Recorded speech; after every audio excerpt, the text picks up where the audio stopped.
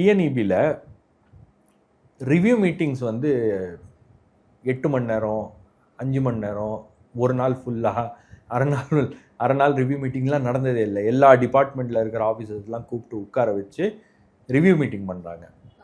அந்த ரிவ்யூ மீட்டிங்கில் ஒவ்வொருத்தருடைய கருத்துக்களை கேட்டு இந்த விஷயம் என்னாச்சு, டெண்டர்ஸ் அப்படின்னா யார் ஹேண்டில் பண்ணுறீங்க, அந்த அதிகாரி ஏஞ்சி என்னென்ன டெண்டர்ஸ் போயிருக்கு, ஏன் இந்த டெண்டர்ஸில் இவ்வளோ பிரச்சனை, இதை ஏன் இப்படி கொடுக்கல அப்படின்னு அமைச்சர் கேள்வி எழுப்பும்போது அவங்க பதில் சொல்கிறாங்க. அப்புறம் இல்லை இதை மாற்றி அமைக்கணும், ஏன் ஒரு குறிப்பிட்ட சில கம்பெனிஸ்க்கு மட்டுமே டெண்டர்ஸ் போயிட்டுருக்கு, மற்ற கம்பெனிஸ்லாம் ஏன் பார்ட்டிசிபேட் பண்ண முடியல அப்படின்னும் போது இல்லை இந்த கிளாஸஸ்லாம் இருக்குது, அப்போ இந்த கிளாஸஸ்லாம் வந்து எடுங்க அப்படின்றாங்க, ரீஒர்க் பண்ணுங்கன்றாங்க, ரீவிசிட் பண்ணுங்கன்றாங்க.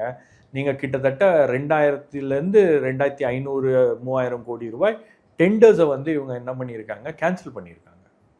அப்போ இவ்வளவு விஷயங்களை அவர்கள் செய்திருக்கிறார்கள் அப்படின்னும் போது அது எல்லாமே மறுபடியும் ரீஒர்க் பண்ண வேண்டிய ஒரு கட்டாயத்துக்கு அதிகாரிகள் தள்ளப்பட்டிருக்காங்க. அதுக்கப்புறம் வந்து இந்த வெண்டர்ஸ்லாம் இருப்பாங்க இல்லையா, சின்ன வெண்டர்ஸ், பெரிய கம்பெனி, சின்ன கம்பெனி, உங்களுக்கு சப்ளை பண்ணக்கூடிய ஆட்கள், நீங்கள் வந்து ப்ரொக்யூர்மெண்ட் பண்ணக்கூடிய வெண்டர்ஸ், இவங்களெல்லாம் கூப்பிட்டு மீட்டிங் நடத்தி நீங்கள் வந்து ரொம்ப ஆக்டிவாக பார்ட்டிசிபேட் பண்ணோம் அப்படின்னும் போது அவங்க சைட்லேருந்து வந்திருக்கிற ஃபீட்பேக் என்னென்னா எல்லாத்தையும் பேக்கேஜ் சிஸ்டமாக மாற்றிருக்காங்க. பேக்கேஜ் சிஸ்டம் அப்படின்னா என்னென்னா இது அதிமுக ஆட்சி காலத்தில் கொண்டு வரப்பட்ட ஒரு விஷயம்.